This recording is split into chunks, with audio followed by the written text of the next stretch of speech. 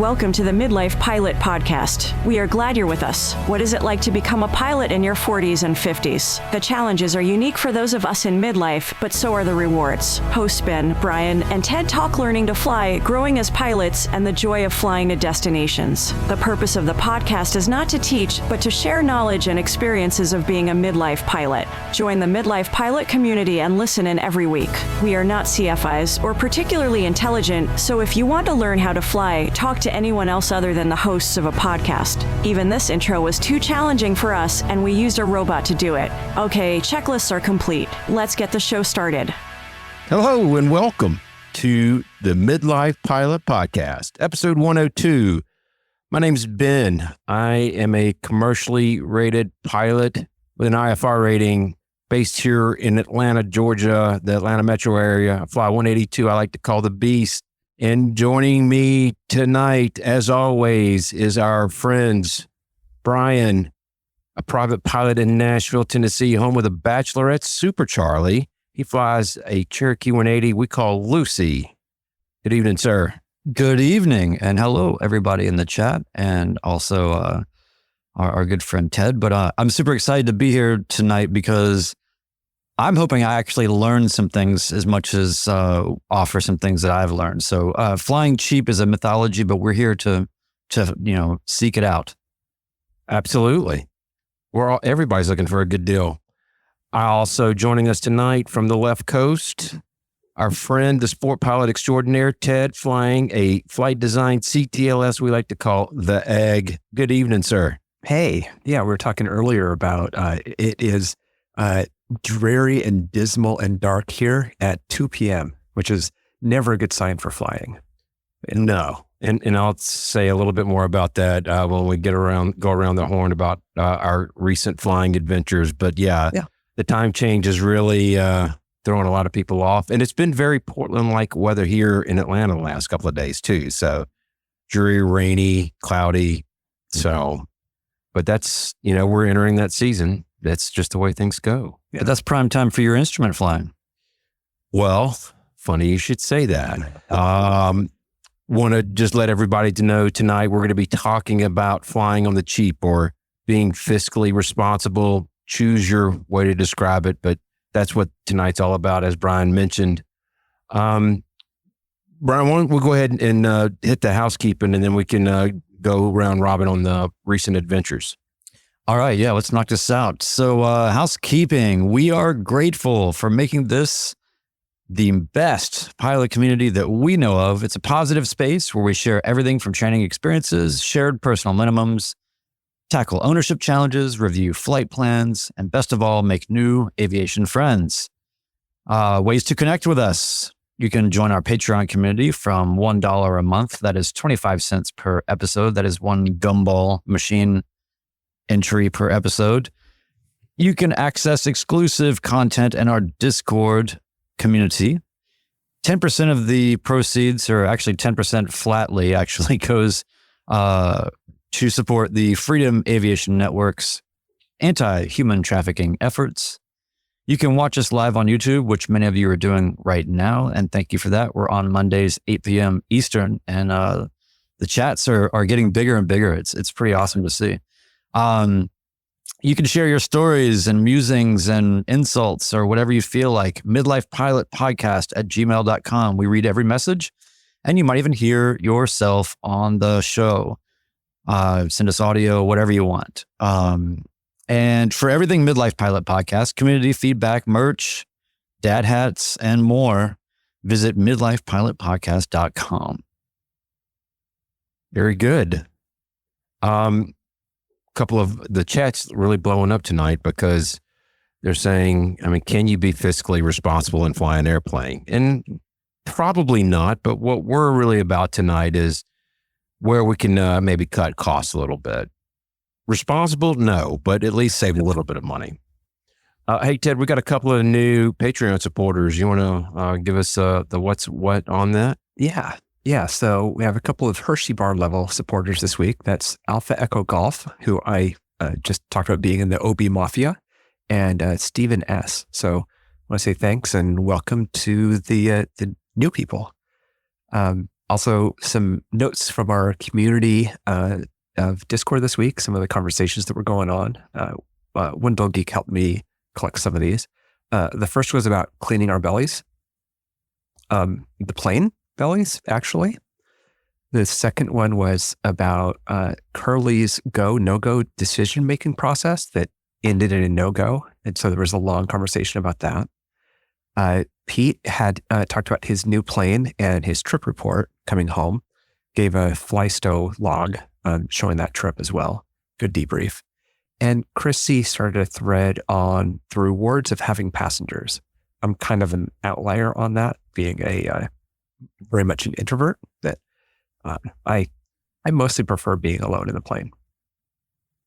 Yeah, it's really good stuff going on in the community, and I think on one hand, I totally get it. There's nothing better, and a lot of people talked about this, and everybody agrees. It's like to take somebody up for their first flight is pretty much the greatest thrill that anybody can have, I think, as a pilot. And we have a lot of people in the community, Alyssa and some others, that do a lot of public benefit flying to just continue to sustain and extend that feeling as far out as possible. At the same time, Ted, I am fully with you. It does seem like people fall into different camps. And I suppose that's based on introvert, extrovert, or other things, but I love flying by myself. I love flying with other people. I just love it all. But there's definitely a lot of people that are averse to flying by themselves, and it's demotivating for them if they don't have someone to fly with. And while I do understand that, I also think, and I think I even made a video about this once, but there is something so powerful about solitude in the air. And Ben, you always call it air therapy. And I believe that is a thing that you can only get one way, and that is by yourself. It's an interesting segue to what I did yesterday. I did an angel flight. I flew from our base airport in Kennesaw down to Panama City to pick up a patient and took them to Augusta. The weather, I had done a pretty thorough debrief on the weather. There's a period back in my home base of low IFR that was supposed to clear out by 3:30, 4 o'clock, somewhere in that time frame. And I was planning on getting back around 5 to 5:30. And to your point, I'm like on both sides of the fence. My flight down there, I had a 40-knot headwind. I loved every second of it. It took 2.5 hours to get down there, but I was in between layers. It was just gorgeous. It was one of those mentally recharging trips. It was just wonderful. The patient was awesome, really cool person. We hit it off. Just a very interesting character. And we had a great chat the entire flight back. Got to shoot an approach, to your point, Brian. A lot of marginal VFR and IFR weather in our area. And it was interesting because I was relating it to, in our Discord server, somebody had talked about, there was on another podcast, I learned about flying from that, where their instrument was a little bit off on takeoff and they lost confidence in that instrument. I was shooting approach to runway 5 into Daniel Field. That's Delta November Lima. And I was in the clouds and I had my needles squared up. And when we broke out, I was off. I was not lined up with the runway. And this was marginal VFR. I was still about on a 3-mile final. So I had plenty of time to correct. And when I lined it up, I was about a dot, maybe about a half a dot deflection. So it caused me, just put that seed in my brain. Well, that's weird. It was an RNAV approach. It was GPS. I had never seen anything like that, but it put that seed in my mind. I will say, and I am going to get her to write in to describe the landing that I made with her in there, because no one would believe me if I told you, but we'll save that for another day. Probably my best landing ever. I'm just going to just put that out there. Did you have her notarize a document stating that it was truly a good landing? She filmed it, and she is certifying that it's not been digitally altered. It's, yes. Yeah, so isn't this person already going through enough, and you're strong arming them for some sort of, I mean, is this ethical? Listen, I'm not saying, but she mentioned she's probably going to request me for all of her flights. Great. Yeah. So anyway, I get out, I refuel, I do another weather debrief. The weather hasn't moved out like I thought it would. And it is low IFR. Ceilings are at 400 feet. And I wait about 10 or 20 minutes. The TAF says it's still supposed to move out. It was going to be about an hour and 15-minute flight. So I decided to go ahead and launch. 2 airports to the north were calling for marginal VFR. So I had my outs. Here's what I didn't plan on. It's the time has changed, and it's getting darker sooner. And I've flown night IFR before. It's not my first time. But I get on to final approach. So first of all, the winds are coming from the east. So the RNAV to runway 9 at McCollum, the base or the minimums are 500 feet. The clouds are at 400 feet. So they are running the ILS to runway 27, landing with a tailwind because those minimums are 200 feet. So now that's in my brain. First thing in my brain was the GPS route was a little bit off, and I'm flying an ILS now. The second thing is I got to land with a tailwind. Third thing is that these clouds were super thick.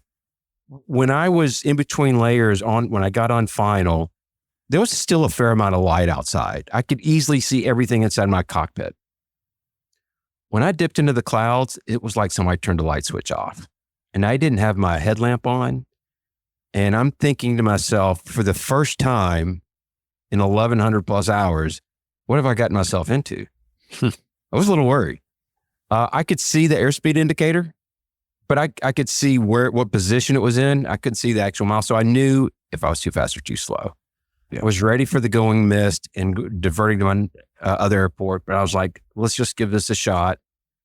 And I broke out at 400 feet, and I was, I flew the approach very well, but I was starting to question some of my choices that I made for that flight.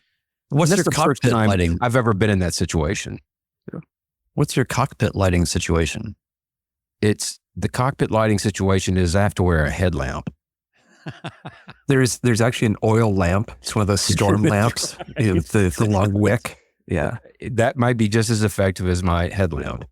Open flame inside the cockpit. That'd be great. But yeah, I mean, it was the first time that I was like, this is real. I mean, this is some crazy stuff. So anyway, that was, but both, it was nice being by myself on the 2 legs. And it was also great having somebody. This person was very conversational. She was very easygoing. It was just an enjoyable conversation. And so, like I said, I just enjoyed both sides of it. Both the flying with passengers and not flying with passengers. Well, speaking of flying ILS, Alyssa in the comments is saying, the first ILS I flew at MSN Madison, I missed the note on the plate that said the localizer is offset. Freaked me out when I was needle centered, but not on center line. Yeah, that would that'd be a surprise to come out of the clouds and have the runway offset. Yeah. As long as you can see it and you've got time to correct, it's really not that big of a deal. But anyway, it was. I was thinking about that approach all the way up until about lunch today. It's like, what could I have done different? Wear the headlamp. It's just a thing that I wear across my head, and it works great. I didn't think through it. I thought it'd be down on the ground in time. Yeah. Do you have a place in your cockpit where you can hang a little, like in Lucy, there's a little metal hook where the hand mic used to go on the sort of side panel. And it actually occurred to me not long ago, flying at night, that instead of wearing this thing on my head, I can actually just use the strap and fashion it to this little hook. And it actually does just as good of a job lighting up what I need to see. And then I don't have this thing. I'll probably stuck to my look head. into that. The thing I do like about the headlamp is that the light is wherever you're looking. So if I need to look at some engine gauges that are on the other side of the dash, the light will always be pointing in the direction I need to see in. Ah, you have engine gauges on the other side. I do. I do. And maybe there's a way to do that. Our friend Barry says in the comments, sounds like Ben needs to update the panel. Yeah, it's just that easy. And, it's a great segue into tonight's topic. That's a very cheap and inexpensive opportunity. Said no one ever. Well, yeah. I mean, we can set the stage with this, but I just want to say that what we're talking about today as here's the disclaimer: safety first. We are not looking to cut corners or do anything that is a bad idea, but we even have people in the community that go by the name Cheapskate, right? So we have people that have some pretty great ideas on how to make aviation as wallet friendly as possible, all within the idea that this is the dumbest economic thing that you can possibly do with your life. I guess maybe having a boat's worse. I'm not really sure. I've never had a boat, but this seems pretty bad. You can go faster in an airplane, so it makes slightly more economic sense to have a plane versus having a boat, at least in my point of view. Yeah. Well, so Ben, why don't you get us started down the road to, saving some money here? Like, Santa Claus can get you a headlamp. Don't worry, Ben. We have one. It's just we needed to wear it before we get into dark night flying. Yeah. Yeah. So I was going to tackle some of the instrument and commercial rating ideas that we talked about. And it's a little bit easier for those ratings because you don't need it. You can fly, you do a lot of this stuff on your own where you don't have to pay an instructor. Now, don't get me wrong. For the instrument stuff, there's dual instruction time you need for that and the commercial. But to get practice in flying instrument approaches, all you need is a safety pilot, which has to be somebody that is rated for the type of plane you're flying in. So it can be a private pilot, and you can swap on and off and do it for each other where you're not having to pay an instructor. And that's an incredibly great way to build that experience and nail those things down. Really wish I had somebody last night. If I had another pilot on the plane with me, I think my workload would have been a lot better and the stress would have been a lot less. And then you get more benefit out of it, mutually, because you can critique each other or how you do your CRM and all that. By the way, side note, disclaimer, check with your insurance companies and whatever, because they're going to have different requirements for people that are flying in various planes. You can't just put anybody in any plane at any time. That's true. Thanks for that. So yeah, you can share, do safety pilot for other people, have them do it for you. When you're planning your routes, look at the fuel stops, look at the gas. Everybody has an EFB that will tell them what the fuel is at those locations. You can, if you're part of a club, which we'll get into later, you can split expenses on database updates and, things like that. But there's a lot that you can do. You need X number of hours in different things for both the instrument and the commercial. And you can combine those hours into those ratings. So, you need a 300-mile cross country. Don't quote me on that, but it's a very long one for the commercial, and you need 3 stops. Well, you need a long one for, I think it's 250 for the instrument. So do the commercial one and you can count them for both. There's ways to combine those hours that you need into one. Yeah. So just another thing to think about. Well, you mentioned fuel, and I think that's Ted's plane flies on I don't know on imagination and dreams. Yes. So the thought of fuel is all it needs. Yes. yeah, there's no ethanol in dreams. So fuel, though, I think, and by the way, just for the listeners, what we're doing, Ben is a IFR rated commercial pilot, as he said. So we want Ben to speak to those things.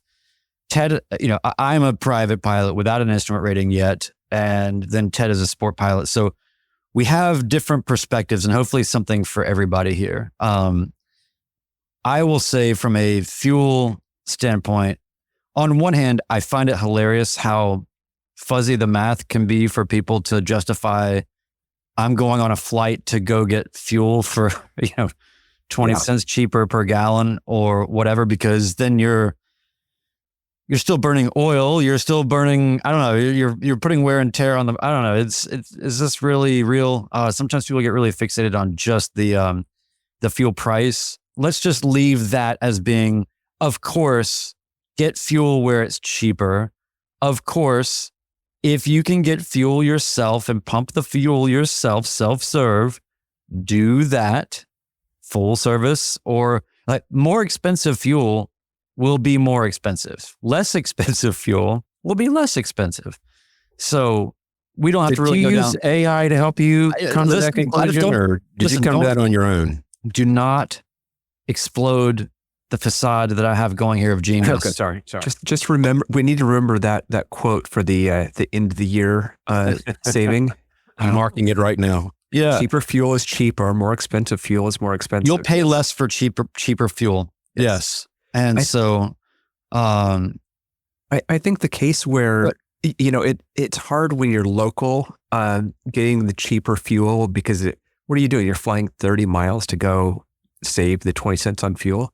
Yeah. What really helps though is when you're doing a big cross country. And right. So that's what I wanted to get into. Yeah. Is because it's really about from a flight planning, looking at, cross country flight planning, and think about inside that, all of the ways that you can save money by being more flexible, by planning your route based on fuel prices, but even more importantly, thinking about weather and winds, right? I mean, if it's a 20 knot headwind on Tuesday, but you have the flexibility to do the trip on a Thursday, and there's no headwind, that is massive. It's not going to matter really how cheap the fuel is. So be thinking about those efficiencies in terms of your flight planning.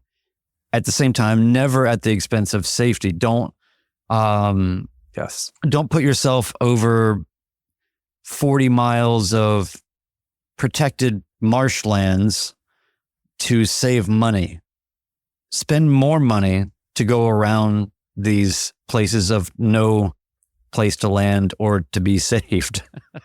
So again, safety is paramount. But what else do you see, Ted, in terms of like fuel planning? I guess you just throw a bunch of gas cans in your plane or whatever. I don't know what you do. Yeah, it turns out when you've got 8 to 9 hours of fuel range that you don't think about it quite as often. But it is, I noticed this when Ben and I were flying together, changing your route slightly to go from $7 fuel to $5 fuel, it makes a 2-mile difference. Even though you're changing in the center, you're changing it by 40 miles. It doesn't really matter because you're planning that far in advance for it. And those are the times where I think it really helps. Well, on the flip side of that too, I've always said when I do my bigger trips, I tend to stick to deltas at a cost, because I see the other end of it potentially where if you end up in a place where there is no services and you need services, then you're going to pay more. Even though on the front end, a delta is going to be more expensive for certain things, you very well could get caught on the other side of that.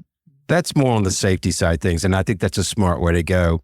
One of the things that I noticed between me and my partner in our plane is I generally fly an economy cruise. I'm lowering the prop. I am, dropping my manifold pressure pretty far down, and I'm pretty aggressive with my leaning.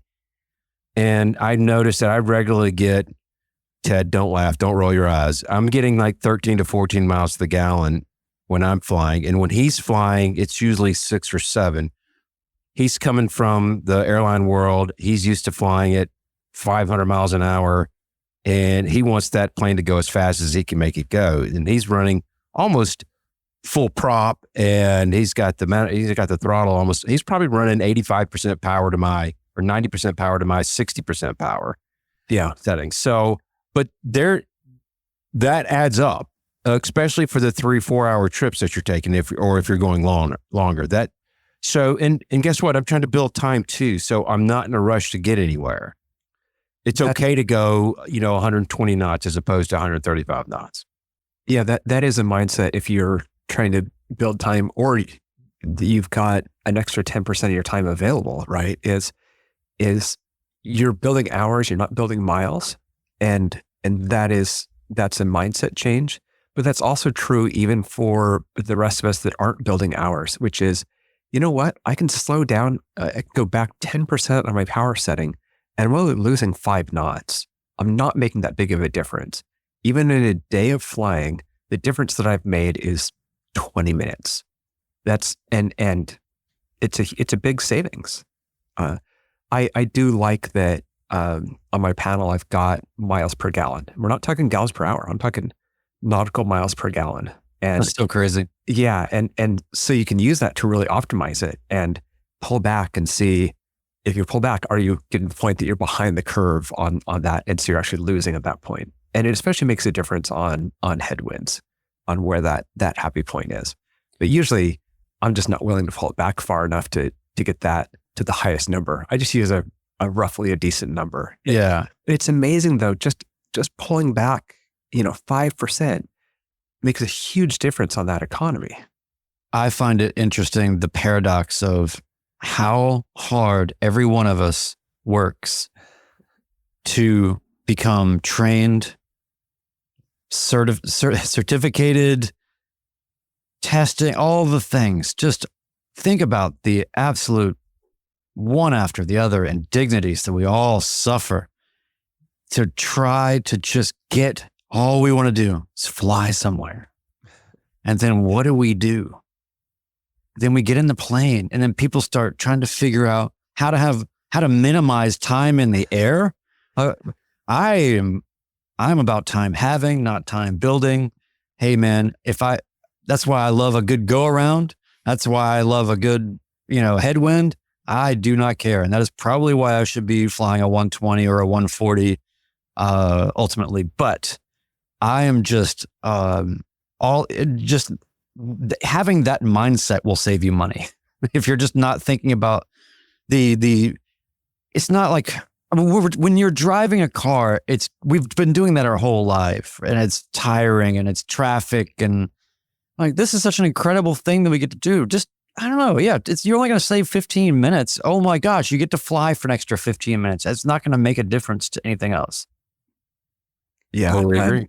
Jim at the Flying Midwest podcast, when I was talking about even those of us that aren't building hours, he said, even those not building hours and flying for fun, why rush? You're still flying, which is awesome, which is exactly what you were saying, Brian. It's why, what are you doing that you need that amount of time? I think it's just a carryover. People just they get in motion, and then I think car behavior starts to take over a little bit without people realizing it. That's my theory. But yeah. So Ben, what do you got? What's the next one here, Ben? Are we still on I kind of hit all the ones on the commercial rating. I felt like that was the most interesting, and yet let me ask you this. Rating. Let me ask you one, Ben. Sure.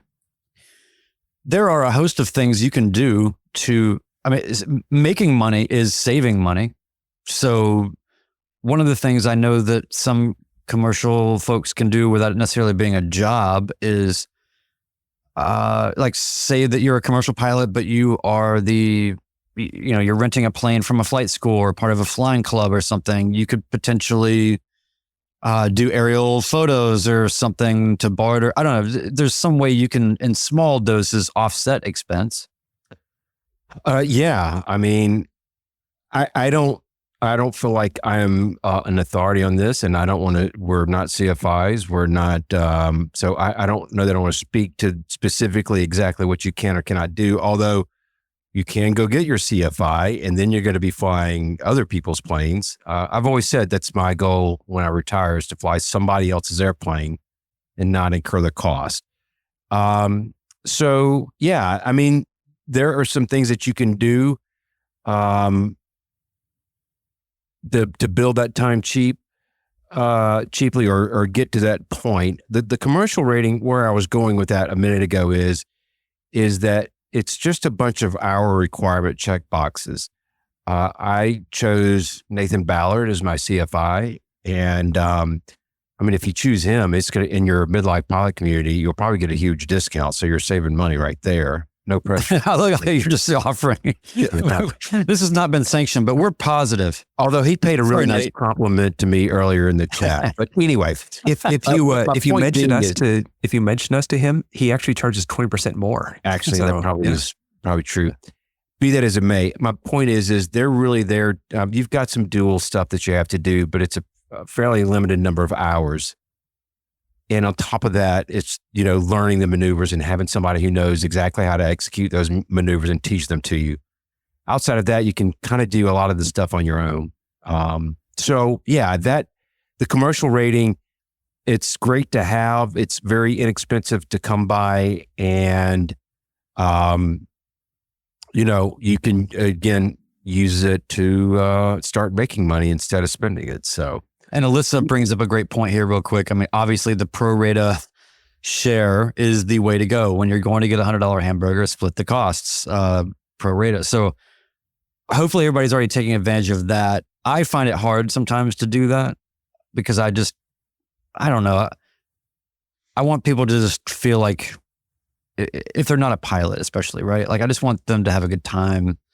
But sometimes I get a little Venmo, little something, but I don't know. I find that to be, I don't know. It's like if you were giving somebody a ride in your car, it's like, hey, check it out. I got my driver's license and check out my new car. Let's go to the mall or whatever. So I had a friend. That'd be a great way to. I hear what you're saying. He says that if I invite you to go on my plane with me, I don't expect you to cover any costs. But if you have a friend that says, hey, let's go flying sometime, then I don't feel so bad asking them to share the cost. Perfect way to put it. Love it. You guys have some thoughts on maybe some maintenance. Yeah. I want to say maintenance hacks, but that sounds really unsafe. I have a bit of That's our next podcast. Yeah. Yeah, exactly. So we were talking before this about Mike Bush and Savvy Aviation, who's Mike Bush? Exactly. I am in the gospel of Mike Bush, and I love his way of doing things and his mindset. One of the things that he talks about is the Coolio interpretation, which says, that list of 22 things that you can do on your plane, it's actually, those are examples of things you can do. So if it says you can change the tire, but it doesn't say that you can remove the disc for the disc brakes, that's the same sort of activity. So go ahead.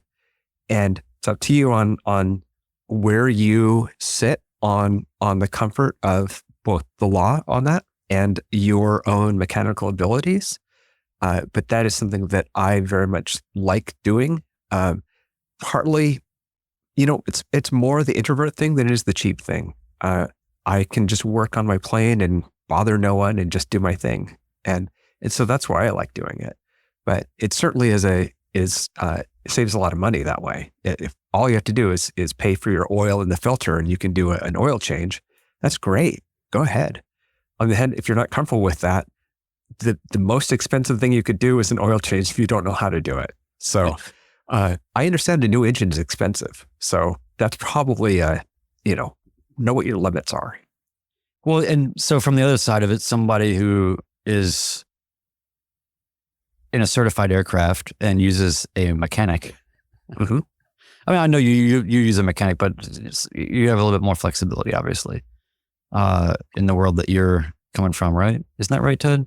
You can get a certificate or you can get a light sport repairman certificate. Yeah. I haven't done, which would be that, by the way, that is a cost saving thing. Well, we're not going to go down that path, but that is all right. Wildly cost saving.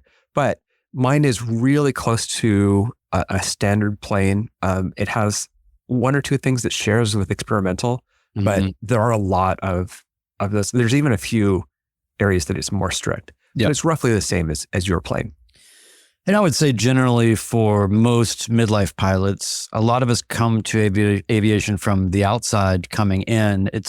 I would say, certainly there are people that, this was their life. They grew up in this, they've been around it, but a lot of us are coming outside in. And I think that if that's the case, always default or defer to someone who knows more than you and take the opportunity to take some time to learn those things. If we've only been flying planes for, several hundred hours or whatever it is that you've got, there's certain people are going to have different levels of comfort. We're not here to speak to that. But what I can say is one way that I've definitely saved money is by this really comes back to networking in the community and creating meaningful relationships with people, not to this end to save money, but that can be a direct consequence. And I think in the case of my primary mechanic, it's one of those situations where he doesn't have to be doing this so much anymore. And he feels so sorry for us and pities us so much that he will not let himself fully just leave it all behind. He knows that if without him, we are toast. And, but the criminally cheap prices that he charges for most things and we always pay him well above and beyond whatever he invoices for. That's how sweet of a relationship it is and how meaningful of a relationship it is. It also invites the ability to do owner-assisted annuals, which I know a lot of people have mechanics where they cannot do that or situations where they cannot. I would say,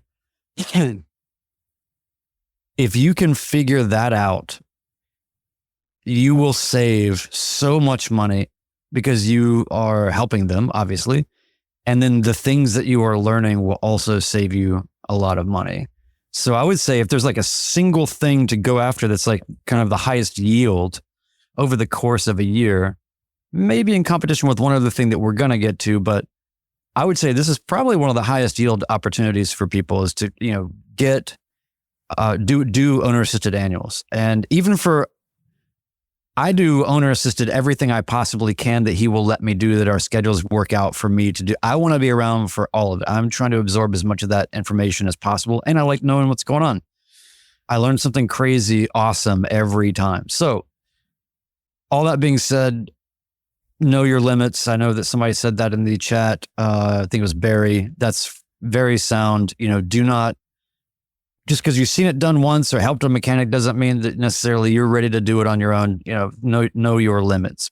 But I would say owner assisted annual is right up there with probably the way that I've saved the most money so far. That and having a relationship built mechanic that I'm kind of working with. And then if it gets to be something that's really kind of intense, where it's like, okay, he probably doesn't want to rebuild this carburetor or I don't know, whatever, that kind of stuff. If it's more time consumed, but for those little, it's like he can just take the door off and go fix the handle, and put it, he'll take the door back to his house and fix it and bring it back or whatever, all those little things really, really help. So have a good relationship with a mechanic and do owner assisted annual. Keep in mind too, that if you're listening to this and you're saying, oh, I don't have these skills, I'm not mechanically inclined. Can you take your cowling off? Hopefully, yes. That's all you need to be able to do for an owner assist. If you can do dumb things like pull the cowlings off, you can be their assistant. And that's a lot cheaper for you to spend your time doing that than for them to be spending their time doing that. If you know how to strip screws. Yeah, exactly. Yeah. I would say I just don't have the desire to do it on my own. And for those of us who aren't like that, and I know we're going to get into this and we've talked about it, but having a partner split costs is probably the only reason why I am able to do what I'm able to do from a financial standpoint. Yeah. It's being in a partnership with 1, 3, 5, whatever the number is, I think is an extremely effective way in making this hobby affordable for a lot of people. Yeah, it's great that you can take any maintenance bill and divide it by 2, or like some of our friends, divide it by 3 or divide it by 4. That makes a huge difference. Yes, those fixed costs, when those get divvied out, it really, it makes the difference for some of us. Certainly for me, if I wasn't in a partnership, I don't know what I would do. And I feel so fortunate. Ben, you're fortunate as well. We ended up in these situations with really good plans that, have been good to us and have been reasonably maintenance issue free for anything that's abnormal. So we've been very lucky. And when things do come up, to be able to share that burden is massive. So, and for everybody that hasn't heard this before, we split all operating costs in our partnership. And then when it's time to overhaul the engine or replace it, whatever we decide to do, it's based on pro rata, which to me, again, is the fairest thing in the world. And, that's another tip is when you start your aviation journey, if you think there's any chance that you can become an owner of an airplane, I would start recommending putting whatever sum of money you can aside into a bank account, just like we were taught when we were very young, and creating yourself a reserve for when it is time to have a really big expenditure. So part of the partnership of that, it comes into that. So, well, that's an interesting point that we've got to address as well, which is budgeting, right? Mm-hmm. Part of this is hacks you can do to save money, like flying to a different airport or doing an owner assist. But there's also, how are you structuring your finances? How are you paying into the plane? Things like that. And whenever we're going to do a topic like this, where it's flying on a budget, one name comes to mind. Didn't even ask him. My friend Nate, who goes by Cheapskate, gave us some feedback, which is exactly who you want to hear from when we're talking. I love nominative determinism. Exactly. Yeah. So here we go. I was excited to hear about the show topic today. As you know, affordable flying is an area of passion for me. I'm just going to leave one point with you that I think is one that's not talked about quite as much. I thought it was kind of interesting that the show topic of today was flying on a budget, which is not exactly the same thing as flying without a lot of money. I think that budgeting is really important. One thing that I've done is I have a separate bank account that I use for all of my flying related expenses. I have a separate debit card that I use to pay for fuel, and my Venmo account is set up with that account so that I can pay instructors and things like that. And then I have a weekly amount that my wife and I have agreed on that I transfer into that account. And I think for some people that would probably help a lot to make sure they don't spend too much. For me, it's sort of the opposite effect. It's what enables me to spend anything at all. I am a father and a husband, and I consider the money that I earn at my job to be for the entire family. So when I want to go blow a couple $100 to go flying, there's some guilt associated with that because the money's for everyone and it really only benefits me. But because my wife and I have already agreed upon a certain amount every week that goes into my flying fund, I don't really have to worry about, am I wasting my kids' money? I already decided to waste their money, I guess. So that decision's behind me. So I just need to decide, hey, is this money worth not flying some other time? The other thing I really like about it is when you can't fly for a while because you're too busy or the weather's bad or airplane's grounded, like you keep accumulating that and that money starts to burn a hole in your pocket and then you can go do a bigger trip later or something. So you don't feel quite as bad when you're stuck on the ground since you're saving up. Anyway, this advice isn't for everyone. Some people really hate to know how much they're spending, so they don't want to track it at all. But for me, this has worked out really well and made flying a more positive experience. Anyway, thanks for letting me share this with you, and looking forward to hearing the show. Yeah, it's always good to hear from Nathan for that. He's been a long-time supporter. We definitely appreciate his input on that. Yeah. And I fall into that second camp. I would love to set up a separate checking account, but I really just don't want to know that information. Exactly. Yeah, I always say I just load the money cannon and point it toward the plane. I try not to, but I have the luxury that I can do that and not affect my kids' college education, which is the advantage of not having kids or college. So, well, by the way, nobody's done that better than you think about having your child be your flight instructor. That is the ultimate. I mean, we have people in this community that have really figured out some long game scams. Yeah, I very much respect our friend Evan. I've got 3 boys, and I couldn't get any of them to get to their CFI before it was time for me to do something. The fact that he was able to get that done is pretty incredible. My hat's off to him. Yeah, let me grab a couple of comments here that talking about somewhat of the long game, and that's Jim at Flying Midwest that said, I find buying in on a plane who has a CFI and an A&P in the partnership to be very beneficial. Yeah. That's a great way to do it too. Have the A&P own the plane. They're motivated. Yes. Bearded Aviator said their partner is a CFI and A&P, and that works really well. So really appreciate those. I wanted to hit this one from our friend Eric Grizzly. I think figuring out why you're flying is important. If it's to go to places, that takes different strategies. Is it just to get in the air? Can get much cheaper than soaring. It's a great call out. Thanks for sharing that with us. Yeah, if you just want to go get air therapy and go buy a Cessna 140 or a 120 that, burns 4 gallons an hour and, the engine would cost you $10,000 to replace probably. It's a great point. And if you're going to do cross countries, then know that you're going to have to budget more money. Now, get a trampoline.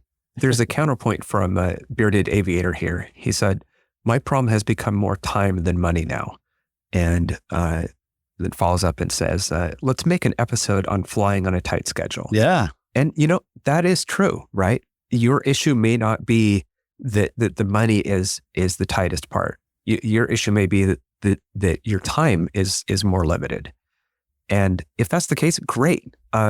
Fast forward, skip this podcast. Well, I think we have a lot of things that are folding up into that, I think also in the sense of combining flight purposes. Yes. So, if you're doing your BFR, combine that with something, so you can get to a point where you can have more reasons to make your insurance cheaper. So there's, if you get particular endorsements or particular number of hours or ratings or various things, talk to your insurance provider about where those breaks are. But instead of just flying around, what we call recreational gas burning, you can apply purpose to that. And then it does affect, it's kind of like if you don't have a lot of time and or money, then make the most of both of those things by compounding the focus. But, I think that's something too that we haven't really talked about that we'll just wrap up on this real quick is just to say that insurance is a huge thing. Comparison shop. Yeah. Hold people's feet to the fire, check the policies twice, find out how you can make it any kind of better for you. Get, if you have your open seat may not be that big of a deal for you to have, or I don't know, there's various things in the makeup of an insurance policy. We are no experts here, but the insurance people are. Talk to them, figure out where your next breaks are coming, how to make the most of your time to serve your insurance getting cheaper. And then, if you're trying to buy into a partnership to save money on flying, but that plane is a complex, high performance plane and you have 73 hours, probably not the best idea. So you got to look at the whole picture. Especially if you don't have a complex high performance budget to go along with it. All of that, but just the insurance implications of various planes and things that you would buy into can be massively different. Very good. Yeah. So just to wrap up, remember, we're not suggesting that anybody get compensated for flight unless you have a commercial certificate and you're flying an appropriate airplane for such. Safety becomes before savings. We're not cutting any corners. Keep good records on this stuff. And, the other one quick thing that I mentioned, it kind of folds into the maintenance and maybe even the insurance side of it is if you're planning a plane ownership, a lot of times owning an experimental, generally speaking, can be a lot cheaper than owning a certified aircraft. So just some other things to keep in mind. Yeah, and also a 1970 182 and a 2000 182 are going to go the same speed. One other thing, we can just throw a couple, a quick grab bag of things. Yeah. There's a million free resources for training. There's, we're not talking about training here, but for further ratings or endorsements for the purposes of making yourself a better, safer pilot and also making your insurance cheaper, EAA, FAA, all these resources are there. Yeah. Professional association memberships, you'll save money. For flight, if you're a NAF, if you do the NAFI thing or the SAFE program, you can save a bunch of money on for flight. There's just, a lot of people know about a lot of these things and they kind of get around, but we'll try to put as many links to all of this stuff as that we can possibly think of. And there'll be more. Please, in the comments and anywhere that you can, send us feedback. Yeah, tell us more ways because God knows we need them. Hey, I've got to catch one that we totally missed here from Fred B in the comments, who said the flying club model is also a great way to fly on a budget, billing on tack time and not the time you're on the ground at your destination. And we have a few CFIs in the club at good rates. Absolutely. We didn't even mention that, but the difference of flying a rental on Hobbs or on tack is huge. And especially if you're flying tack and dry rather than a wet rate, which assumes that you're just firewalling the plane the whole time. So yeah. By the way, we have tons of, we have a whole episode on flying clubs, starting flying clubs, being in flying clubs. Please go back through our library and we've gone in deep on flying clubs. Yeah. The dude from AOPA was on that one. I remember that. Yeah. Very good. What else, gentlemen? Anything else for the good of the order? Yeah. I want to make a couple of shout outs here as we're kind of wrapping up. First, we mentioned it, kind of implied it early, but there was on the, I learned about flying from that podcast, great safety related podcast. Ryan K, one of our supporters, it mentioned that was his podcast segment. It was episode 81 on being in IMC with a failing vacuum pump. So include a link to that, but that's a great podcast to listen to in general. A strange one that I've got to mention because I thought it was hilarious. There's a professional podcast called 21.5. They did an episode that caught my eye because it was called Light Sport Training for the Pilot Track. Again, that was actually about saving money. The quote that I wrote down from that, whatever happened to the Skycatcher? I wonder why it didn't catch on. I'm not going to go down that path, but that just cracked me up. So yeah, I'm going to include links to those. Also, Plane Places, which is Virgil, had a great video showing what it's like getting carb ice when you're in cruise. So this is at, open throttle and getting carb ice. And he did a great job of showing that and his experience with it. So we talk safety for a reason, and being able to see that and know what that experience is actually like is an eye opener. And I had questions about it. I had to ask him about and it. Even more harrowing, I have a new video that I put out where my buddy Luke changed his headsets 92 times. Yeah. I saw that one. Yeah, that was your video about the episode 100 fly-in. It's called Headset Problems and Hot Dogs. And yeah, tries about 7 headsets. And Ted, you've just got your video out today. I did. It actually starts with headset issues, which is kind of funny. And I called that "The Journey is Half the Adventure." It was just about getting to West Virginia for that episode. Yeah. Because it was all the laughing and the playing is basically what the video is about. I think I need to go watch that when this is over. I haven't seen that one yet. Of course, I'm kind of busy with work. Speaking of which, next week we'll be talking about juggling work life and feeding your aviation passion. Kind of what Crazy Mike, Bearded Aviator, was talking about, managing your time. So we can probably touch on that a little bit next week. A couple other things. I want to thank everybody from the audio portion, the people who listen to this audio only. We're getting a lot of support from you guys. Please feel free to leave us a review. A 5-star review would be great.